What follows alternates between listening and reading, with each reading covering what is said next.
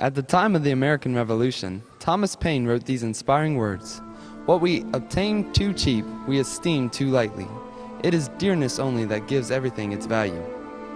These words have held true throughout our history, and they have never been more true than they are today. Our young country has quickly grown into a world power, yet it remains a Christian nation. Like Paine, not every founding pioneer knew God, but that does not diminish the truth that the land in which we live was established primarily by the word of our Lord. We may never know in full the price of the freedoms we enjoy. Men sacrificed their lives that you and I may taste of sweet liberties. These men were true Americans. Because God has given man the gift of freedom in the form of choice, we may conclude that within every man is the hunger for liberty. To truly be an American, therefore, is to be a lover of freedom.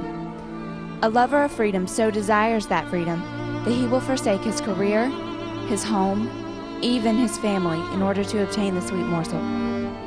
Several weeks ago, everything we know and were born into fell under a lethal attack. Our homes have been threatened, our people hurt, our liberties wounded. Yet we must do whatever it takes to heal our land. The Creator of the universe was not asleep on September the 11th, and He is very much awake today. He is waiting for us to find Him. If you find yourself asking, what can I do to heal our land? Here are some suggestions. First, open your eyes to the needs of those around you. Every friend and neighbor needs to hear the good news of hope from you, and people have physical and emotional needs that God can use you to meet as well. You must also seek the face of your Maker. If He was able to speak the worlds into being, He's able to take care of our needs.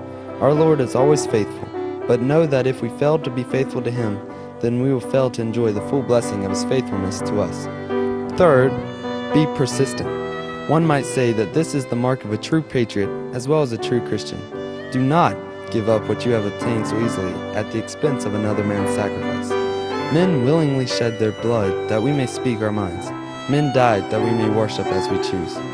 Men and women laid their all on the line that each of us may have a measure of self-government. It may very well be that we may never have known our God if He had not instilled in our founding fathers a hunger for divine freedom.